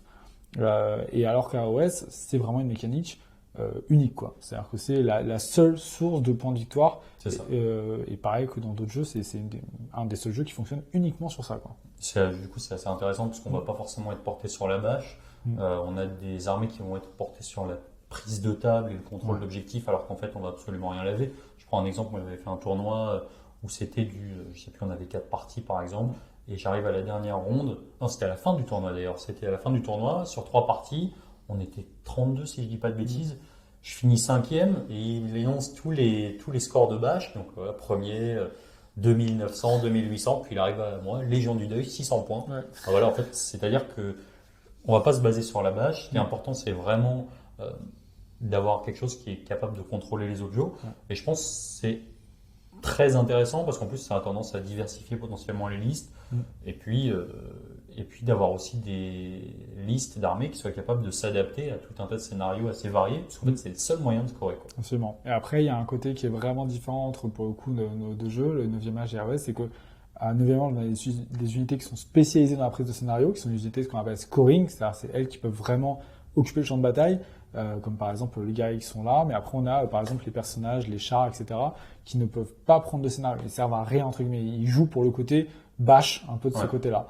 Et du coup, ça crée aussi des fois un peu peut-être des frustrations, des choses qui sont vraiment différentes, où en OS on peut utiliser tout et n'importe quoi, le petit personnage, le petit sorcier, la petite unité, machin, alors que il faut utiliser des unités spécifiques. Voilà. C'est vrai que comme tu dis, en fait, à AOS, on peut très bien, en fait, une unité, elle peut prendre une forme vraiment bizarre sur la table. Au final, on va avoir quelques figurines qui vont bloquer un objet, qui va permettre à une autre de se mettre derrière. Donc c'est vraiment très différent, en tout cas dans la prise d'objectifs, la gestion de la table, etc. Donc on va passer maintenant à la dernière question qui était le sujet des constructions d'armées et des spécificités, on va dire des règles spéciales. Alors ce qu'il faut savoir sur AOS, ce qui est assez dur à prendre en main, c'est qu'en fait on n'a pas de règles génériques, par exemple pour ce qui est étendard, bannière, armes, ce genre de choses. Armes, voilà, chaque arme a sa spécificité et donc en fait ça peut rapidement induire pléthore de règles spécifiques à retenir. Qui est franchement très très compliqué en fait, puisqu'on a en plus des mises à jour, on a des nouveaux BP qui sortent régulièrement, donc c'est compliqué d'avoir tout en tête tout le temps. Je sais pas, ce que je comprends, c'était pas tout à fait la même chose en tout cas par rapport aux règles génériques d'étendard et de bannière. Ouais, c'est sûr. Ça. Bah, c'est ce qui est un peu bizarre quand on change de jeu. En tout cas, moi j'ai dû m'y faire, c'est que je me suis dit, mais c'est impressionnant, les war scrolls des unités sont assez impressionnants. Des fois, on connaît des unités comme par exemple les Pink Horror, il y a 2 pages de règles pour l'unité. Et en fait, le bouquin de règles est effectivement très accessible. C'est très facile de comprendre le jeu. En 5 minutes, on peut avoir compris comment ça fonctionne. Néanmoins, quand on commence à monter son armée, etc., et là, on voit toutes les synergies, toutes les règles spé, des profils d'armes différents, chaque étendard, chaque champion dans une armée ou dans une autre, et même entre différentes unités d'une armée donne des bonus différents. Et du coup, connaître tout le jeu à AOS, c'est vraiment un défi, quoi. C'est vraiment quelque chose. Et comme tu l'as dit, en plus, il y a un renouvellement quand on avait des fois 1 ou 2 BT par mois qui sortaient. Moi, je voyais, c'était un rythme. Alors, ça donne vraiment très envie parce que du coup, il y a un renouvellement tout le temps. Mais du coup, par contre, c'est assez riche, quoi. Voilà. C'est vrai que en fait, à la fois, c'est assez positif parce que ça donne beaucoup de variations de jeu, etc.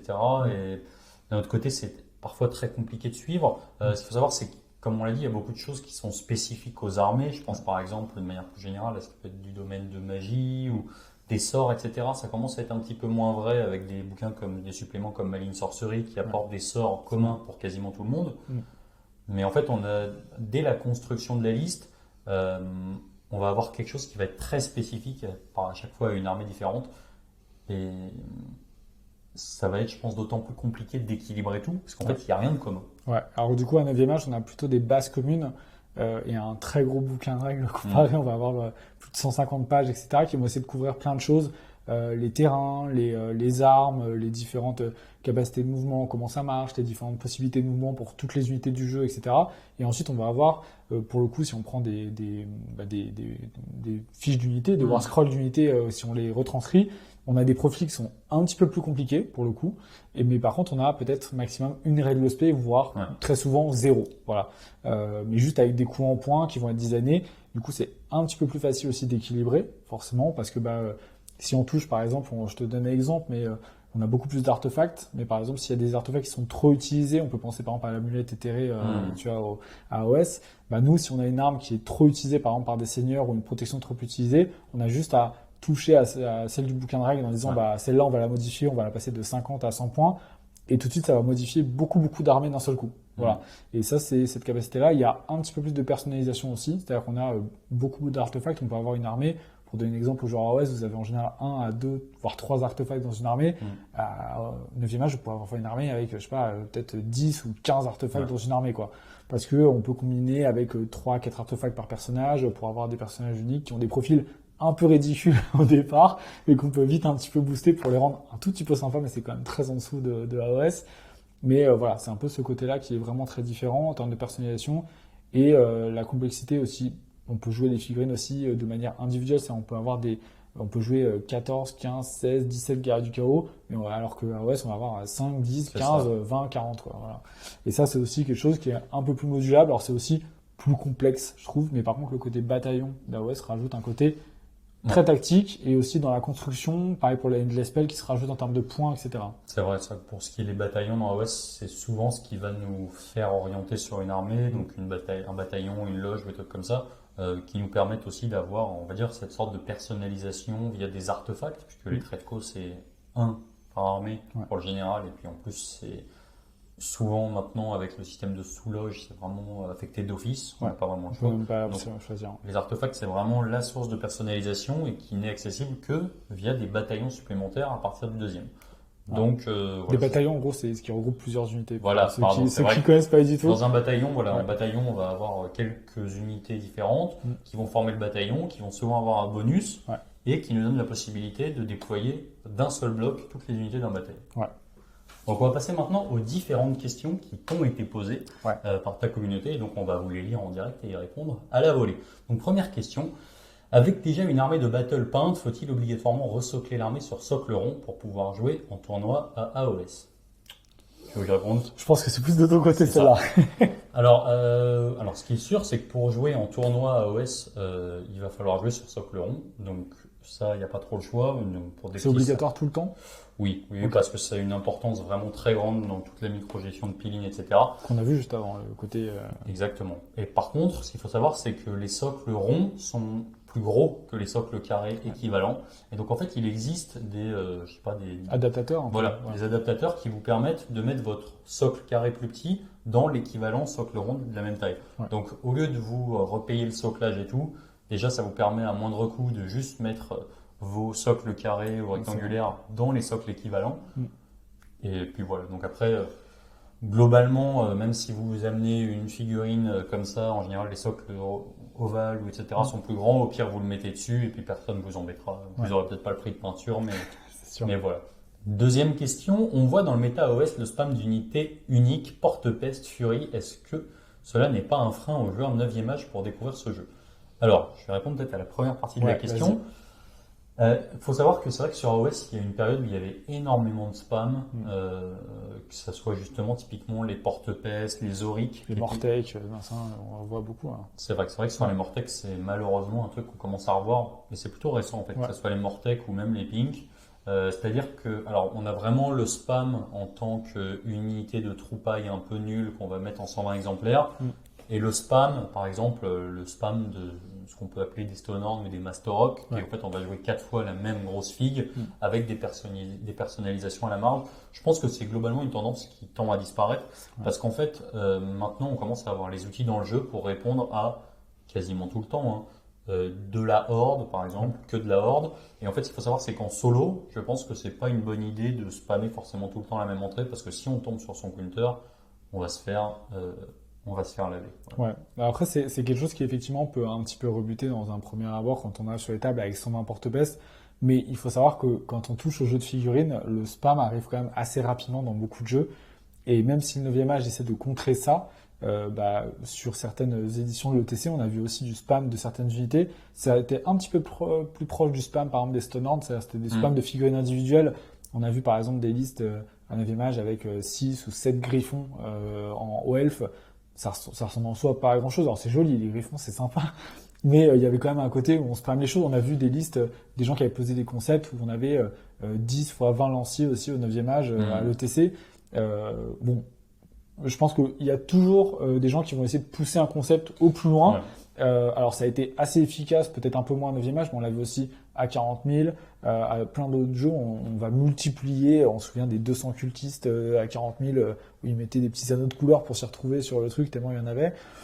Bon, ça fait partie du jeu de figurines, on va le retrouver partout, c'est pas spécifique ni iOS ou quoi, et en plus, c'est quelque chose qui était, de ce que moi j'ai compris, quand même assez français, le côté, et il y avait pas mal de pays anglo-saxons qui étaient moins dans cette tendance-là. C'est vrai que dans les pays anglo-saxons, ils sont très grosses pièces, très côté hobby en fait, et donc du coup, voilà, c'est vrai que pour eux, je pense qu'afficher une liste avec 120 fois la même entrée, déjà, c'est pas forcément passionnant, puisqu'il faut bien quand même garder à l'esprit, c'est que je pense que ce genre de réflexe, c'est quelque chose qu'on a à très haut niveau, et que dans tous les cas, dans la plupart des salles de jeu, déjà, si le mec vous affiche 120 Mortec, bah, je pense qu'il restera pas très longtemps à l'assaut parce qu'en fait personne ne voudra jouer contre lui.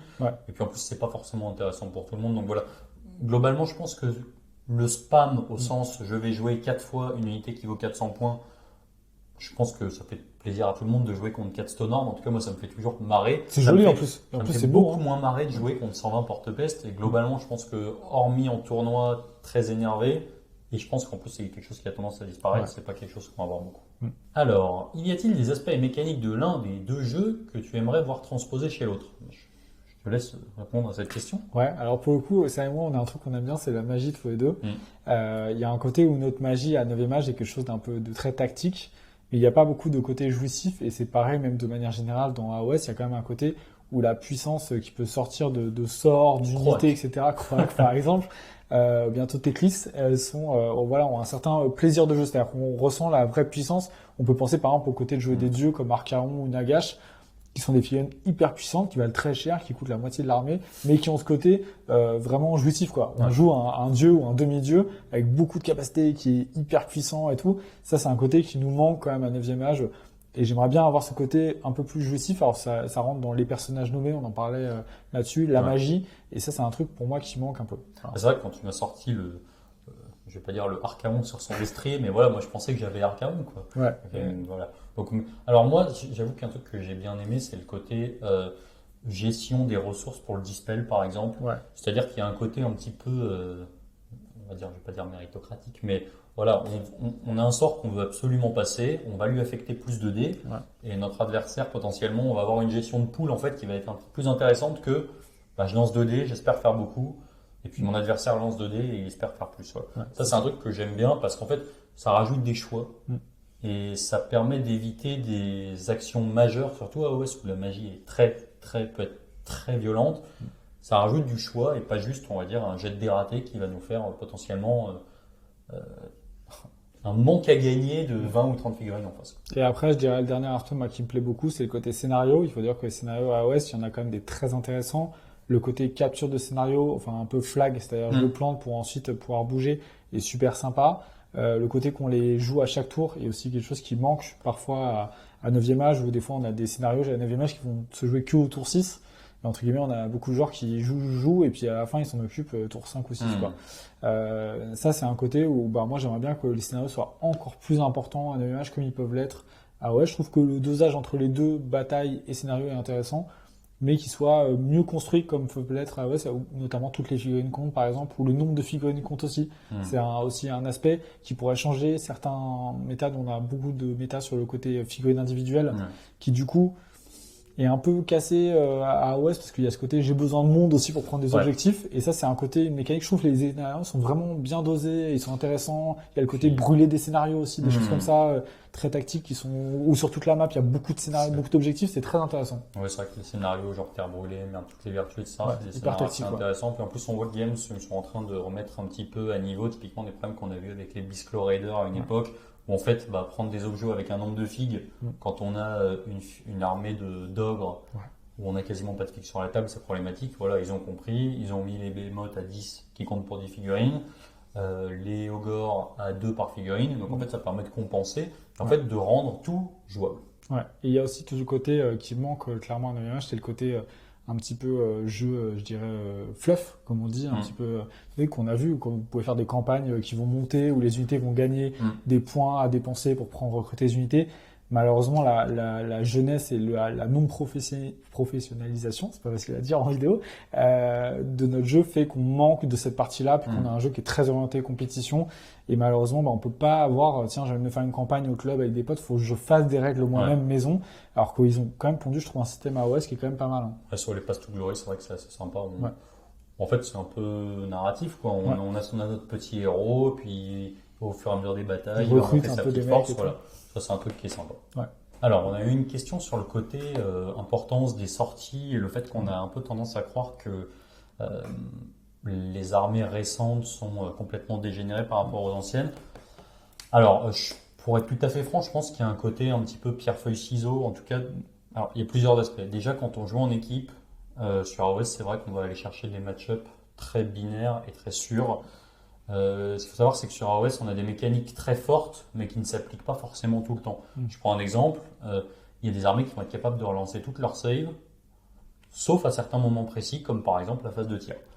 Donc en fait, je pense qu'il y a un côté pierre-feuille-ciseau qui est beaucoup plus vrai, en tout cas dans ce qu'on va aller chercher sur du jeu d'équipe. Donc je pense qu'on va avoir des match-ups qui vont être beaucoup plus tranchés, et je pense que c'est d'autant plus flagrant de par le fait qu'on a des armées qui sont très létales. Donc en fait, ça va être parfois très punitif, et en fait c'est quelque chose qu'on va aller chercher en fait dès la construction du roster et des listes quand on va jouer en équipe. Je pense qu'en solo c'est moins vrai, parce qu'en fait je pense qu'une bonne liste, c'est une liste polyvalente. Alors oui, on va pas se mentir, il y a des BT qui aujourd'hui n'ont quasiment pas les outils pour battre certains autres BT, donc clairement c'est une doléance.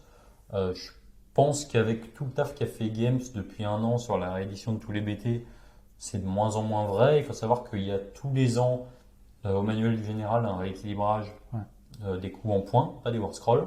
Et il y a une big fac, à chaque fois en décembre, qui s'occupe de rééquilibrer un petit peu certains problèmes qu'il y a dans le jeu. Donc il y a 2 moments dans l'année. Ouais, 2 principaux moments. Et en plus, il y a des mini-facs aussi qui sortent. Il y a des errata, c'est ça, qui sortent environ 2 semaines après la sortie des BT. Si vraiment on se rend compte qu'il y a un truc qui est trop fort, je prends l'exemple d'un des bataillons de Zenj qui est sorti. Voilà, il s'est pris un errata 2 semaines après parce que c'était décidément trop fort. Quoi. Donc, je pense que le jeu est moins équilibré, objectivement. Après, je pense que c'est aussi quelque chose dont on va user quand on va être en équipe. Bien sûr. Et voilà. Ouais. Après, le côté équilibre se joue aussi. On vante le côté 9e âge très équilibré. Il y a un côté aussi où c'est aussi intéressant d'avoir des armées qui vont perturber par leur puissance un métagame pour faire changer toutes les armées à côté. Ce qui est différent un petit peu à 9e âge, c'est que quand une armée sort ou est rééditée, finalement les perturbations elles sont entre guillemets minimes, quoi. C'est-à-dire que c'était équilibré avant, ça allait, mais on a changé, on a rajouté des unités. Dès qu'il y a quelque chose de trop fort, c'est immédiatement nerfé, parce que comme tout est en ligne, il n'y a pas de papier, on peut immédiatement changer les choses. Donc il y a un côté aussi, il y a peut-être moins de roulement dans le métagame qu'on peut le voir, alors que moi, pour être, entre guillemets, m'intéresser au métagame AOS depuis un an, j'ai déjà vu 3-4 changements d'armées qui étaient premières dans le méta, qui changent, qui se font redéclasser, remettre devant, etc.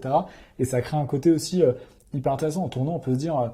la semaine dernière, c'est un mec qui a gagné, du coup, ça veut peut-être dire que le week-end d'après, ça va être une autre armée, etc. Il y a quand même un truc qui est...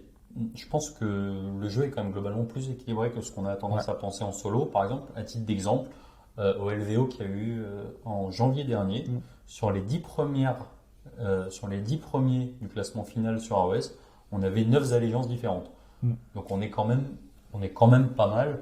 On n'a rien qui écrase. C'est vrai que j'ai entendu beaucoup d'échos de les Ossiarches, machin, etc. Alors oui, c'est pas nul, mais en solo, ça a des gros counters, comme en fait quasiment toutes les armées qui ont des gros counters. On va avoir des armées qui vont être très fortes sur une phase de jeu, mais qui vont se faire prendre sur d'autres. Je pense typiquement aux Ossiarches. Donc voilà, globalement, je pense que se dire que OLVO, qui est assez représentatif d'une scène qui en plus n'est pas locale, voilà, avoir 9 allégeances différentes sur les 10 premières, c'est quand même un certain gage d'un équilibre qui est quand même pas si mauvais. Et c'est pour ça que je pense aussi que la V2 d'AOS risque de durer encore un petit moment. Ouais. Ensuite, on a une question sur la complexité effrayante du 9e âge. Donc, pour les débutants, des gens qui ne connaîtraient pas forcément le jeu de figurines, mais aussi pour les vétérans des autres jeux ou de Warhammer Battle, on nous a demandé par où commencer pour s'initier à 9e âge. Toi, déjà, est-ce que tu as trouvé ça complexe? Comment est-ce que tu as trouvé ça moi, j'avais le meilleur coach de la Terre, donc je dois avouer que ça a été assez simple. Donc, non, en fait, je pense que démarrer from scratch sur 9e âge, c'est pas simple. Ouais. Après, je trouve qu'il y a beaucoup de mécaniques qui sont mises en parallèle, que ça soit du SDA ou de la gestion des phases comme on peut avoir dans OS. J'avoue que j'ai un peu pris ça comme, pas au sens péjoratif, mais un mélange de règles qu'il y avait à piocher un peu dans différents jeux. Voilà, je pense qu'il faut quand même quelques parties pour avoir des automatismes là-dessus, mais sur la compréhension du déroulement des phases, je pense qu'on peut, en tout cas en ayant un petit background sur différents autres wargames, rentrer sans trop être effrayé. Ouais, je pense qu'il y a, moi clairement, le 9e âge, pour quand même être un gros partisan et bien aimer beaucoup aimer ce jeu dans son globalité, c'est pas un jeu que je conseille à des gens qui veulent commencer le jeu de figurines. C'est beaucoup trop complexe. C'est un jeu qui est taillé pour la compétition avec une complexité de mouvements et de règles qui est pas du tout intuitive. Si demain vous voulez mettre votre enfant ou votre copine à un jeu, etc. Enfin, je veux dire, quelqu'un qui est pas forcément, on pense, je sais pas, vous avez envie de jouer avec votre copine, franchement, ça a dégoûté complètement, quoi. Alors que tout de suite, ça peut être un tremplin pour des joueurs déjà de figurines qui vont avoir une facilité à comprendre les mécanismes de base qui sont pourtant déjà assez complexes pour un jeu de figurines. Et après, pour s'y mettre, franchement, c'est tout l'intérêt de notre jeu, c'est que tout est en ligne. Donc vous avez un site, The 9e âge, je sais pas trop comment c'est écrit, mais .com. Mettez ça, c'est le premier résultat sur Google. Et en gros, tout est en ligne, les war scrolls, le bouquin de règles, les suppléments de magie, etc. Et après, regardez, il y a tout ce qui est des possibilités d'intro dans le jeu. On vous montre comment commencer avec un certain nombre de points limités, etc. Pour ceux qui ont des vieilles armées battle, c'est à utiliser. Pour les gens de AOS, je sais qu'il y en a beaucoup qui ont des armées de battle aussi qui traînent un peu en carré, qui peuvent pas utiliser parce que les figurines ont changé ou ce genre de choses. Franchement, n'hésitez pas à essayer. Il y a un modèle de complexité, il y aura peut-être une boîte de base bientôt. Il y aura on a fondé une association il y a cet été là qui ressemble un petit peu à la OSFF, dont on parlera pour AOS, qui va essayer un petit peu de proposer aussi des chemins un peu de début avec les clubs, où est-ce qu'on peut faire des initiations, etc. Mais ça reste un jeu qui est fait pour des gens qui connaissent déjà le jeu de figurines. C'est vrai que c'est pas le plus simple pour rentrer, on va dire, dans le wargame, je pense. Alors, question suivante, est-ce qu'il y a des restrictions dans le monde des tournois où tout le monde utilise son livre directement? Alors, non, en fait, il suffit juste d'avoir son livre d'armée. En plus, il y a un petit bouquin qui a été fait par Games où il y a franchement tout qui a été récapitulé, donc avec les royaumes, les artefacts. Globalement, il y a juste un truc qui est sorti si vous jouez une allégeance Nurgle avec la colère de l'élu éternel, mais globalement, si vous avez le petit bouquin et votre livre d'armée, c'est largement suffisant. Petit point aussi d'ailleurs, les restrictions de tournoi, il faut savoir que les proxys aussi sont utilisés. Alors, on n'est pas obligé de jouer du Game Workshop tout le temps, etc. C'est ça. Donc ça fait partie des peurs, il me semble. Et la seule chose à respecter, ce que moi j'ai appris, c'est le côté ligne de vue et hauteur de figurine. Voilà. C'est-à-dire qu'il faut quand même avoir un certain référentiel qui est la figurine originelle. C'est ça. Globalement, si vous avez un régiment de 20 figurines, c'est bien d'avoir la vraie figurine à côté. Au moins si vous avez 20 proxys, juste. Mais globalement, si vous respectez l'échelle, personne ne vous prendra la tête, quoi. Surtout qu'en plus le tir n'est pas forcément prédominant dans AOS et globalement les lignes de vue sont assez simples à avoir, donc c'est vrai que c'est pas trop un problème. Quelle est la fréquence des mages errata? Donc ça on l'a dit, il y en a une en été manuel du général, une fin d'année avec la Big Fac et puis un errata qui sort en général 2 semaines après la sortie du BT. Le format de compétition basique, c'est du 2000 points. Il y a quelques trucs en Meeting Engagement qui est un petit format sympa en 1000 points, mais globalement c'est quasiment que du 2000. En termes de taille d'armée, ça représente à peu près vraiment ce qu'on a à 4500 points en format de compétition 9e âge. Donc pour le coup, c'est les mêmes tailles d'armée, quasiment le même nombre de figurines. Enfin, on trouve vraiment des similarités au niveau taille, quoi. Ouais, et puis en durée de partie aussi d'ailleurs. Durée de partie, on a la même chose, hein, c'est 3 heures, les parties de tournoi pour le format de compétition. Voilà. C'est ça. Et est-ce qu'il existe des règles moustache comme en V1? Alors moi, je suis arrivé avec la V2, donc il n'y a pas trop de règles moustache. Il y en a une avec Nagash et la main de poussière. Donc en fait, c'est un 4+. En fait, c'est un wave d'unité, il faut choisir la bonne main. Et Voilà. c'est un 4+, un petit peu psychologique. Moi, c'est la seule que je trouve cool. Ouais. C'est une fille qui vaut 900 points, donc on a le droit Voilà. quand même. Mais non, globalement, les histoires où il faut crier pour la dame. Quand ou on est alors, vampire, faut pas jouer au soleil. ouais, des c'est trucs ça. comme Non, tout ça, c'est fini. Ça, c'est fini, à notre quoi. grand désarroi. Euh, Et le prix moyen d'une armée pour AOS aussi. je pense que c'est raisonnable de parler d'environ 450 euros, je pense. Chez Games, c'est environ 450 euros. Je ne compte pas la peinture et tout. Non, mais ouais, pour en tout cas toutes les figurines pour un 2000 points, Ouais. même si on peint pas, juste avec de la colle. Si vous jouez pas des pinks avec Ouais. des blues et des brimstone, 450 euros, ça me paraît raisonnable. Absolument. Tac, tac, tac. La communauté AOS de tournoi organise combien d'événements par mois, week-end? Est-il une couverture nationale pour ceux qui veulent tournoyer dans leur région? Alors, en fait, c'est suivi sur le T3, ça. Donc, Ouais. globalement, il y a environ 4 événements par mois. Donc, en moyenne, on va dire un par semaine. Ouais. Euh, Il y a l'AOSSF dont on a parlé, Il y a l'AOSFF qui est aussi. un peu un espèce de coordinateur C'est national de la compétition. C'est ça, oui, qui est en train d'organiser une sorte de compétition globale sur toute la France, un Ouais. championnat en fait, avec des gagnants sur chaque région, Ok. qui a été un peu la compétition qui a été un peu mise à mal avec les événements récents, Ouais. mais qui reprendra sûrement un peu de poil de la bête Et dans du, les mois à venir. et du coup, question, moi par exemple, j'ai un côté pour la compétition. Tu peux me dire comment ça se passe pour la sélection de l'équipe de France et tout? La SFF, elle en fait Alors, partie. Comment ça marche? Alors ça, c'est un petit peu. Alors, en fait, il y a un cartel qui a été mis en place en fait, Ok. où on a un sélectionneur de l'équipe de France qui va sélectionner pour l'année 20 joueurs. Qui est l'ancien capitaine. C'est ça, C'est donc ça. là, qui est Sarantaï, Ouais. qui est l'ancien capitaine de l'équipe de France de l'année d'avant et qui est toujours capitaine cette année, et qui a sélectionné 20 joueurs pour faire partie du cartel, pour avoir une sorte de. On va De éviter, poule un peu. mais- on va éviter le brainstorming de pooling, de machin, mais on va dire une sorte d'émulation interne Ouais. pour s'entraîner, partager des listes, discuter de tout, et arriver à un petit groupe de 7 joueurs Ouais. pour envoyer à l'ETC. Voilà. Donc ça, c'est aujourd'hui le format. Ok. Malheureusement, cette année, pas de TC, donc Ouais. ça s'est arrêté au cartel. Et puis, on verra ce qui va se passer pour l'année prochaine. Ok, et on parlait un peu du côté international. Est-ce que tu sais que est-ce que tu sais si AOS c'est un jeu qui a pris dans tous les pays? Est-ce qu'il y a des pays qui sont prédominants? Est-ce qu'il y a des gros événements internationaux? On Alors. sait que le TC au Luxembourg en 2021, il y aura 9e âge et AOS. C'est ça. Ou Donc, AOS, il y avait, je sais pas combien de pays prévus, mais il y avait un gros ESC déjà, parce qu'il y avait... alors, je crois qu'il y en avait 12 Ouais. l'année dernière, si je dis pas de bêtises. Mm. Même peut-être 18. je sais Et plus cette année, il y a exactement. bien une vingtaine de prévus, hein, Ouais, facile. globalement, la tendance est très positive. Ouais. Il y avait très peu de pays au premier ETC. Il me semble que ça a peut-être doublé ou triplé l'année d'après. Ouais. Et globalement, il y a une tendance qui est hyper positive. On a une belle grosse communauté AOS en France. Ouais. Et je pense que le jeu se porte très bien. Et justement, on parlait un petit peu de l'avenir des deux jeux. Alors moi, je pense que c'est surtout une question qui est destinée à 9e âge pour le coup. L'avenir de 9e âge, il est clairement toujours un peu incertain. C'est pas un jeu professionnel, on sait jamais vraiment comment ça se passera. Néanmoins, du moment qu'il reste porté par sa communauté et que la concurrence côté AOS continue, on peut arriver à survivre. Ça reste néanmoins un jeu qui je sais pas vraiment, moi je peux pas baser sur l'avenir là-dessus. AOS, je pense, prend des marques en termes de compétition, de nombre de BT qui a en plus dépassé maintenant le nombre d'armées de Warhammer normal. On est à plus de 20 armées sur. On est à 22 actuellement. Voilà, alors que nous, on est un peu capé aux 16 armées obligatoires. Après, on a essayé de faire des choses un peu à côté, mais qui sont pas dans la compétition aujourd'hui. Donc, c'est l'avenir de 9e âge. Il est complexe, pas facile à juger. Je pense que personne peut dire si dans 3 ans, 4 ans, il y sera encore. Par contre, c'est sûr qu'à OS, il y a comme un gros coup de Game Workshop qui est mis dessus. Ouais. Il y a des nouvelles armées, on a les luminettes, on sait qu'il y en a d'autres qui vont arriver Même derrière. en termes de design, hein, Ouais. enfin, je veux dire que ce soit pour le côté compète ou ne serait-ce que le côté hobby, Ouais.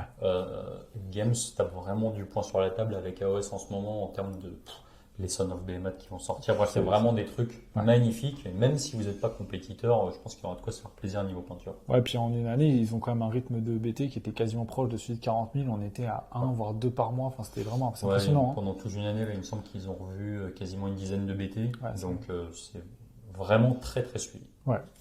Ça va? Moi, j'ai niqué les oreilles de Thibaut avec mon clap, qui a dû se recoiffer d'ailleurs. C'est vrai, il a placé. Ça fait 2 heures que je travaille. Donc, on me demandait s'il y avait d'autres plateformes que le Warfo Donc, alors, le Warfo, c'est quand même la source d'information principale. Après, pour avoir des discussions avec les joueurs autour d'AOS, il y a le Discord de WS avec des sections. Donc, une section règles, une section générale et une section par grande alliance. Ouais. Donc là, il y a largement de quoi voir un petit peu pas mal de monde. Ouais. Après, si vous parlez anglais, il y a toutes les plateformes internationales. Après, c'est sûr, hein, il y a le TGA, TGA pour surtout TGA. Ouais, surtout TGA. Donc voilà. Deux dernières questions. Est-ce que l'artistique de AOS ne part pas trop dans tous les sens en perdant le côté médiéval fantastique? Alors moi, je suis pas un grand connaisseur du monde qui fut. Par contre, très clairement, il y a eu un vrai changement d'ambiance. On n'est plus sur quelque chose d'aussi sombre de médiéval fantastique comme ça pouvait l'être à l'époque de Battle. On est plutôt vraiment sur de la high fantasy et je pense que c'est un univers que Games Workshop veut développer qui lui soit propre en fait. Hein, ouais, il y a un côté un peu plus libre, on sort des standards. Ouais. Moi, j'avais des standards Seigneur des Anneaux, quoi. C'est ça, c'est Tolkien. orc, elfe, humain, quelques dragons, Nains. un peu de magiciens, nains, et voilà. Et en fait, et après, on met des simili à côté, comme les nains du chaos, des trucs comme ça, on fait des déclinaisons, mais on reste quand même dans quelque chose de très connu. Là, pour le coup, on part, moi, je dirais, un petit peu en freestyle avec Game Workshop, mais c'est complètement assumé. Déjà, de un, c'est pas des typiques, ça, ils disent, on est parti, et quand ils font des refontes, ça claque, c'est pour avoir les plus grosses figurines, les plus belles, les plus impressionnantes, avec des gros partis pris. Et je pense qu'ils se disent, ça plaît pas, c'est pas grave.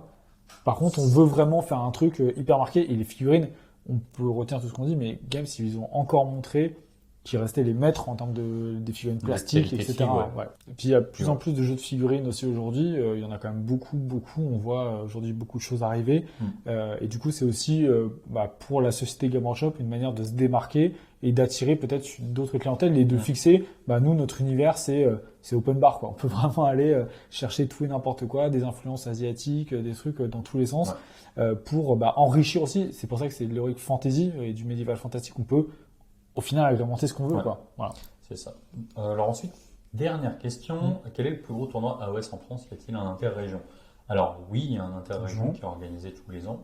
Et le plus gros tournoi, alors je sais pas le plus gros tournoi, en tout cas il y a deux événements majeurs récurrents dans la scène, on va dire française habituelle, et c'est principalement des tournois par équipe. Le premier, je mets pas d'ordre, hein. On va dire les deux premiers, c'est l'interrégion et la mégabash. Donc la mégabash qui est organisée, qui est un tournoi que j'ai eu l'occasion de faire 2 fois, qui est organisé par la confrérie des Malmouleux à Lausanne. Donc Lausanne en France, vous ne trompez pas de ville.